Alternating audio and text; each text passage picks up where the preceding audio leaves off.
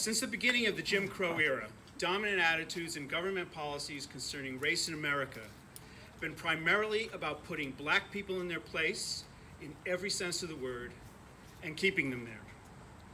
The only coup d'etat on American soil occurred in Wilmington, North Carolina in 1898 when as many as 60 people were murdered, and the local government that was elected 2 days earlier was overthrown and the black elected officials were run out of town and replaced by white supremacists.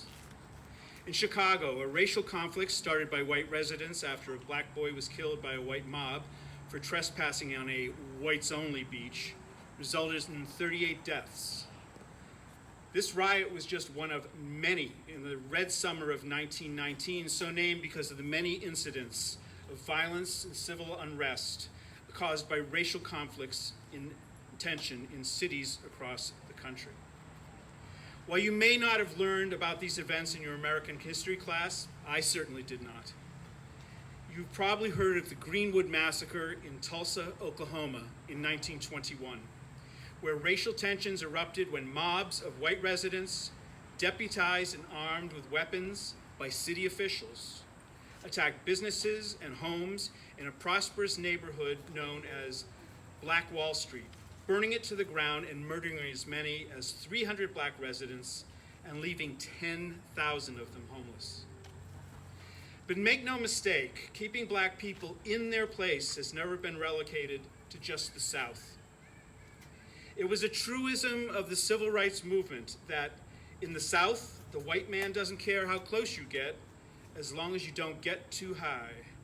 In the North, he doesn't care how high you get as long as you don't get too close. Is there systemic racism in law enforcement? Is there systemic racism in law enforcement?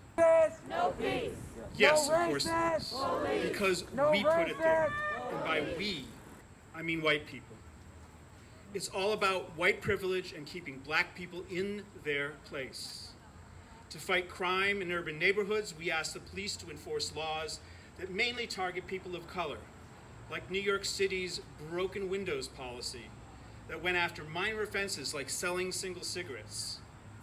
That was why the NYPD police choked Eric Garner to death while he cried, "I can't breathe." We call the police when there is a black person driving, or jogging, or bicycling, or just walking through a white neighborhood, and we ask them to do something, anything, because that black person is not in his or her or their place. Or like that woman in Central Park, we call the police because a black person has the temerity to ask us to abide by the law.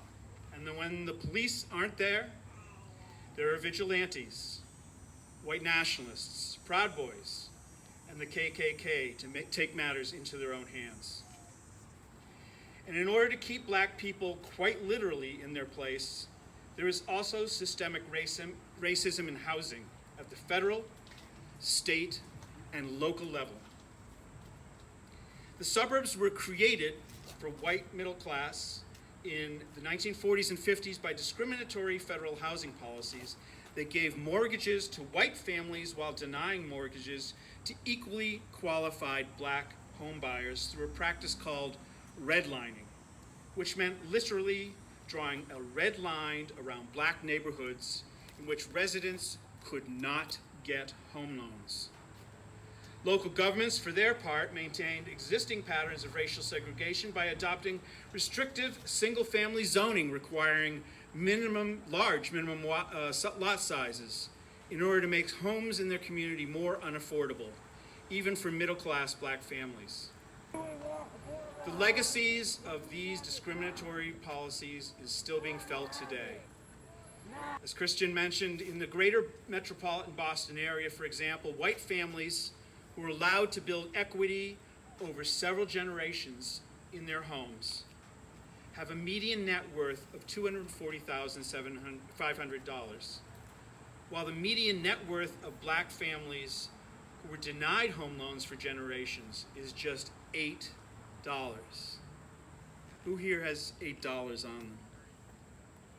All right, how about a credit card? same thing.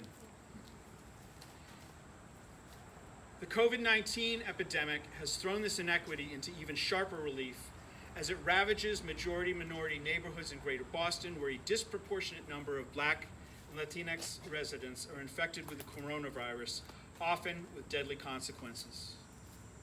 Progressive communities like Newton, where many supposedly woke people consider themselves to be anti-racist, are not immune from housing discrimination against low-income families and people of color.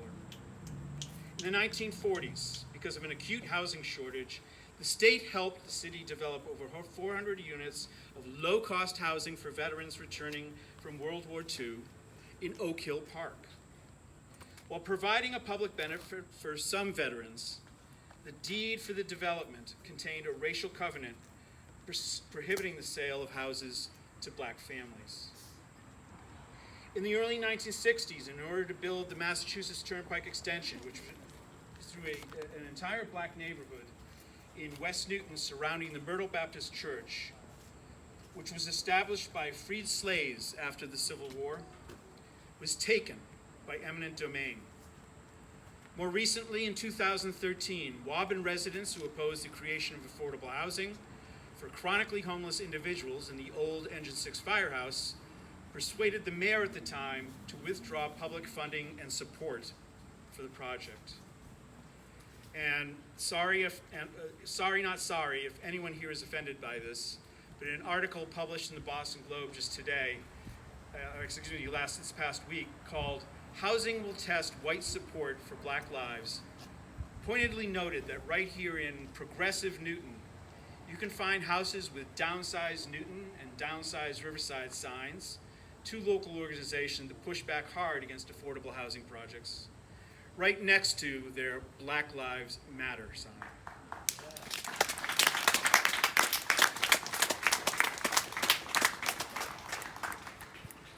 Although I sometimes despair, I am not without hope. For instance, just last year, a majority of Newton voters supported the Northland project on Needham Street in Upper Falls, which includes 800 units containing 140 affordable housing units.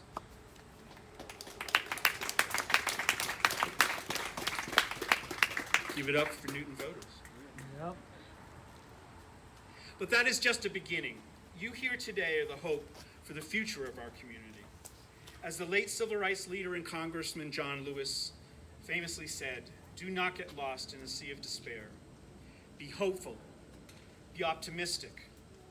Our struggle is not the struggle of a day, a week, a month, or a year. It is the struggle of a lifetime.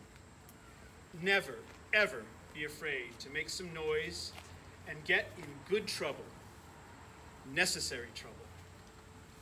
Challenge your elders who say that affordable housing will change the character of their neighborhoods. Tell them that in order to achieve true equality, white suburbanites must help Black families move into their communities. And when the president rescinds President Obama's housing policies so that suburban housewives will no longer worry about low-income housing in their neighborhoods, which is more of a racist air raid siren than a dog whistle. Speak out against it.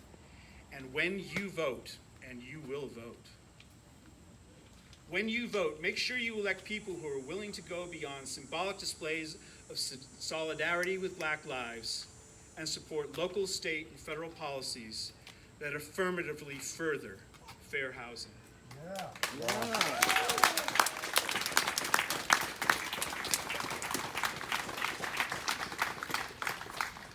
I hope the candidates were listening. The counselors are listening. Now go out there and get in some good trouble, some necessary trouble. Thank you.